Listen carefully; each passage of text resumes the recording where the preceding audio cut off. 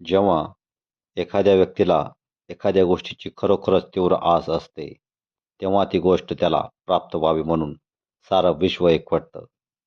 अशीच गोष्ट आहे एका मेंढपाळ मुलाची, द अल्केमिस्ट. त्या तरुणाचं नाव सॅन्टियागो होतं. आपल्या मेंढ्याचा कळप घेऊन तो त्या निर्जन चर्चपाशी पोहोचला. तेव्हा ऊन उतरू लागलं होतं. चर्चचं छत अर्धवट कोसळलेल्या अवस्थेत होतं.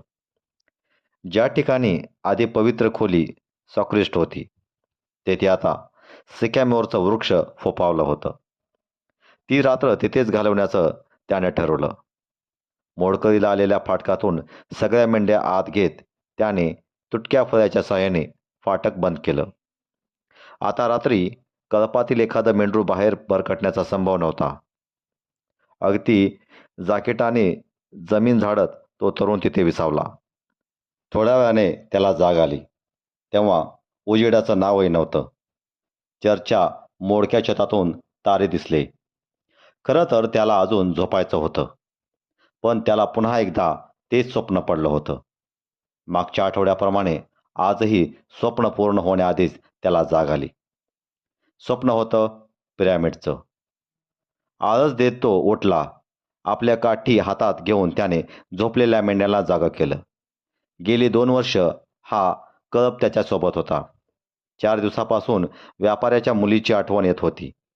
1 वर्षापूर्वी त्याच गावी आला होता. 2 दिवसात तिथं गावात परत तो जाणार होता. तिच्या आठवणी आठवत तो तिचं नाव लुसिया. तिचे केस दाट काळे आणि रेशमी होते. डोळ्यात मूर जमातीची छटा होती.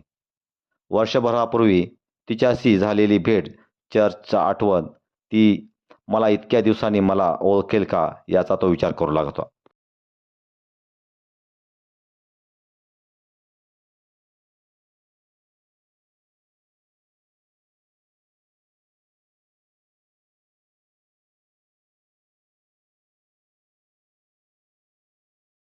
खरं तर सॅन्टियागोने धर्मोपदेशक व्हावं असं त्याच्या आईवडिलाचं स्वप्न होतं.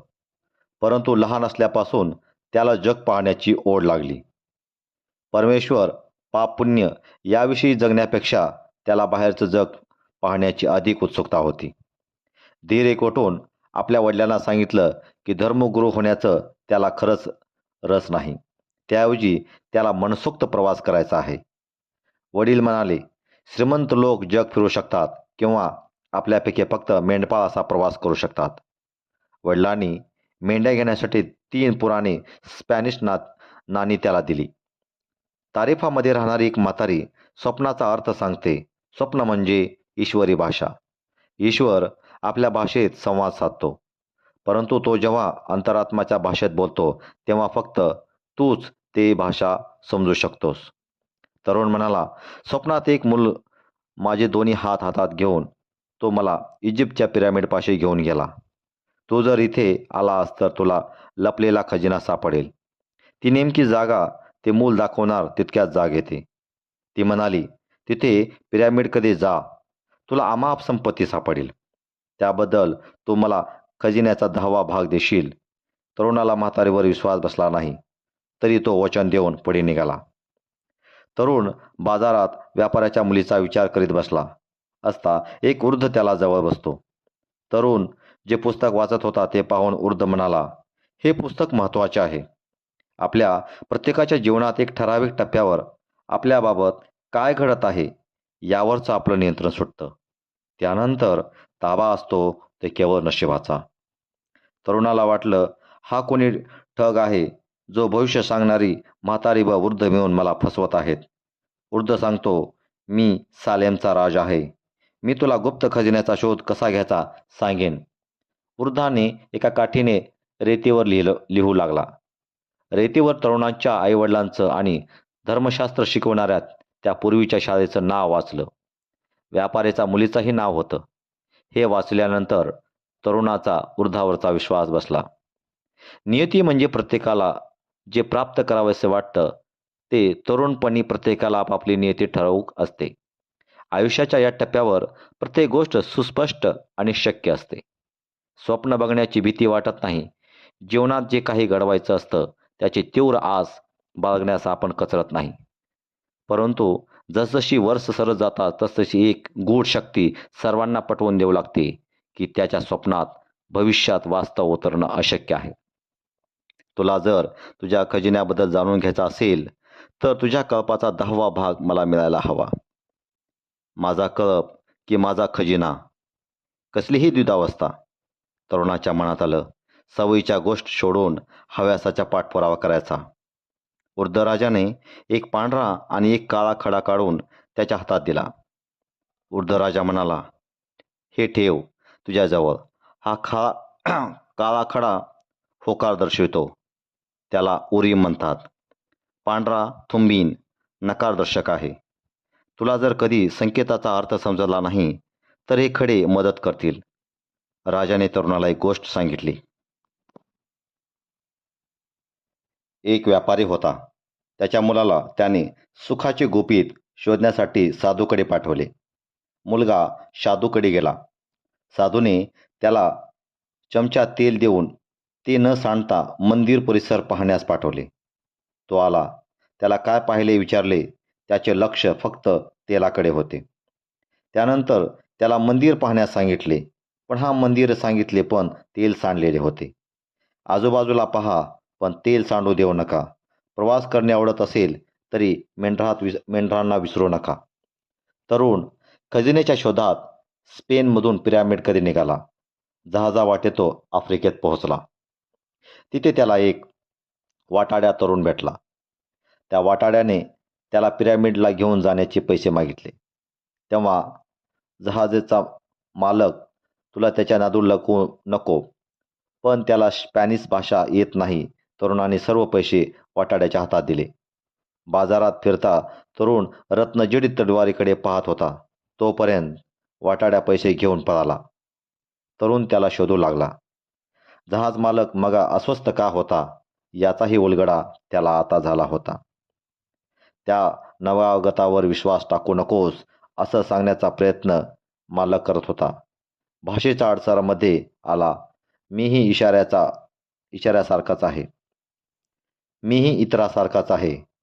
हे जग खरोखर कसं आहे ते न पाहता मला ते कसं दिसतं हेच मी पाहतो, तरुणाच्या मनात आलं. तरुण अन्नाच्या शोधात होता. डोंगरावर एक सामान विकणारा दुकानदार होता. त्याच्याजवळ कामाची मागणी केली. त्याने त्याला साफसफाईच्या कामासाठी ठेवले. त्या मुलाने पाहिलं, लोक गरमीत डोंगरावर चढून येतात पण चहाची सोय नाही. तेव्हा दुकानदाराला चहा ठेवण्याची विनंती केली. तेव्हा व्यापारी म्हणतो, आपण दुर्लक्ष केलेला प्रत्येक संकेत शापात बदलतो. चहा पिण्यासाठी लोक गर्दीत वाढतात व काचाच्या विक्रीतही वाढ झाली. 1 वर्षानंतर तरुण खजिन्याच्या शोधात निघाला. त्याने उरीम आणि थुंबी हातात घेतली. त्या 2 खड्यामुळे तो पुन्हा एकदा खजिन्याच्या शोधात निघाला. उंटाच्या कळपासोबत तो पिरॅमिडच्या दिशेने निघाला. त्या कळपात एक इंग्लिश गृहस्थ होता. इंग्लिश युवक 10 वर्ष विद्यापीठात घातल्यानंतर तो परिसाच्या नादात वडिलांनी गोळा केलेली संपत्ती गमावून बसला होता. संकेतावर त्याचा विश्वास होता. या विश्वाची एकमेव खरी भाषा शोधून काढण्याचं ध्येय त्याने आजवर जोपासलं होतं. या दृष्टीनं अभ्यास केला होता. किमिया कशी घडवून आणायची हे आता तो शिकत होता. त्याने किमयेवर प्रभुत्व मिळवलं होतं. सर्व धर्माचं सार आत्मसात केलं होतं. पण अजूनही तो किमयागार होऊ शकला नाही. महत्त्वाच्या प्रश्नामागचं सत्य त्याला उलगडत होतं. एक किमयागाराची मैत्री करण्यात त्याला प्रयत्न असफल ठरला होता. जगभरातील सर्वोत्तम ग्रंथालयात त्याने कित्येक तास खर्ची घातले. त्याने वाचले होते की किमयागाराने परीस आणि अमृताचा शोध लावला होता.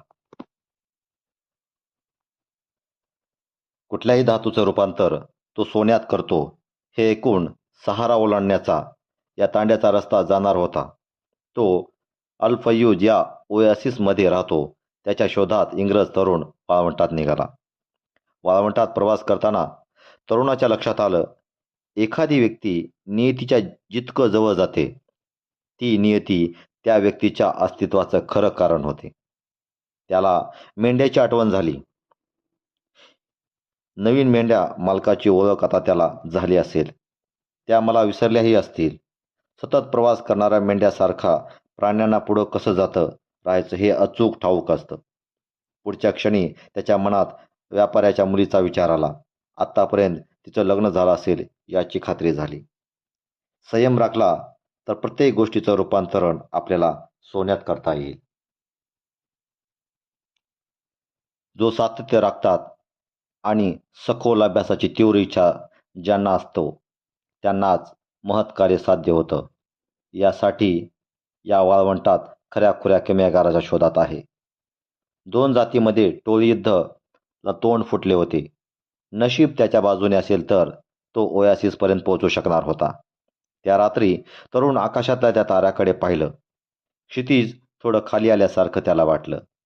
त्याला चक्क वाळवंटात तारे दिसत होते. सारवान म्हणाला, तो ओयासिस आहे. ओयासिसमध्ये पोहोचताच इंग्रज गृहस्थ तरुणाला घेऊन तिथे राहणाऱ्या किमयागाराच्या शोधात निघाले.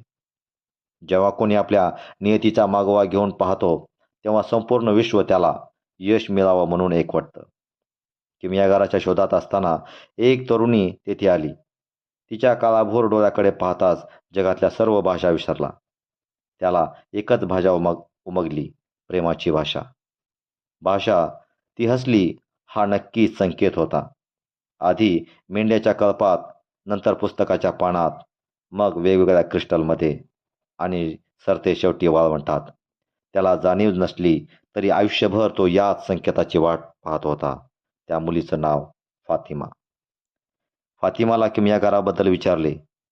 त्याचा पत्ता मिळतोच इंग्रज गृहस्थ किमयागाराकडे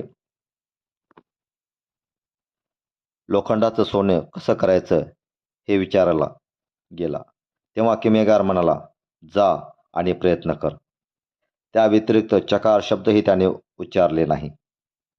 इंग्रज गृहस्थाने भट्टी बांधली व वाळूतून गंधक वेगळं करून कसे करावे हे काम 10 वर्षापूर्वी सुरू करायला पाहिजे होते.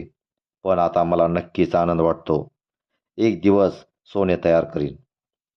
इकडे तरुण फातिमाला मेंढी, राजा, खजिन्याची माहिती सांगतो. तेव्हा फातिमा सोबत लग्न करून ओयासिसमध्ये राहण्याचा विचार करतो. तेव्हा फातिमा म्हणते, तू तुझ्या ध्येयाच्या दिशेने वाटचाल करावी असं मला वाटतं. तू थांबू नकोस. मी जर खरोखरच तुझ्या स्वप्नाचा भाग असेल तर एक ना एक दिवस तू परत येशील. अचानक दुसरा अचानक एक दिवशी दूर बहिर ससानाचे भांडणं पाहून त्याने ओयासिसवर सैनिकी आक्रमण होणार आहे हे संकेत सांगितले आणि ते खरोखर ठरले. त्यामुळे तरुणाची भविष्यवाणी खरी ठरली. त्यामुळे किमयागार तरुणाला भेटण्यासाठी आला. तरुणाला म्हणाला, जेव्हा एखाद्या व्यक्तीला एखाद्या गोष्टीची खरोखर तीव्र आस असते तेव्हा ती गोष्ट त्याला प्राप्त व्हावी म्हणून सारं विश्व एक वाटतं. वृद्ध राजाने चे शब्द किमयागाराच्या तोंडून बाहेर पडले. तरुणाच्या लक्षात आलं, त्याच्या त्याच्या नियतीच्या दिशेने नेण्यासाठी अजून एक जण मदतीला आला. तरुण म्हणाला, तुम्हाला खजिन्याची सूचना देणार आहात का? किमयागार म्हणाला, नाही. त्या संदर्भात जे माहीत असायला हवे तुला माहीत आहे. मी फक्त तुला खजिन्याची दिशा दाखवणार. रात्रभर घोड्यावरती प्रवास केल्यानंतर तरुणाने मन खजिन्याच्या उद्देशातून भटकले. त्याला आता फक्त फातिमा हवी होती. त्यासाठी फातिमा कुठल्याही खजिन्यापेक्षा मौल्यवान होती. किमयागार म्हणाला, जर तू ओयासिसमध्ये राहिलास तर 1 वर्षाने तुला पुन्हा खजिन्याची आठवण येईल. आपण खजिना शोधायला पाहिजे होता. हा पश्चाताप पुन्हा होईल. तरुण किमयागाराला म्हणाला. इतर किमयागार जेव्हा प्रत्येक धातूचं सोन्यात परिवर्तन करण्याचा प्रयत्न अयशस्वी ठरतात तेव्हा त्याचं काय चुकलं होतं? किमयागार म्हणाला, ते फक्त सोन्याचा शोध घेत होते. आपल्या नियतीतून प्रत्यक्ष जगण्याऐवजी ते निव्वळ आपल्या खजिन्याच्या शोधात होते. आयुष्यातल्या सर्वात महत्त्वाच्या स्वप्नाचा पाठपुरावा करण्याची लोकांना भीती वाटते. आपण त्या स्वप्नाच्या पात्रतेचे नाही असंख्यांना वाटतं असतं किंवा मग स्वप्नाची परिपूर्तता करण्यात आपल्याला अपयश येईल अशी आशंका असते. आपली प्रिय व्यक्ती कायमची दुरावणार, चांगल्या क्षणाचा विचका होणार, सापडणारा खजिना अचानक रेतीत कायमचा खोल गाडला जाणार, अशा नाना विचारांनी आमचं हृदयाला थरकाप फुटतो. मेंढपाळ मुलाचे स्वप्न पूर्ण होईल का? त्याला पिरॅमिडजवळ सोनं मिळेल का? हे पाहणार आहोत आपण पुढल्या भागामध्ये.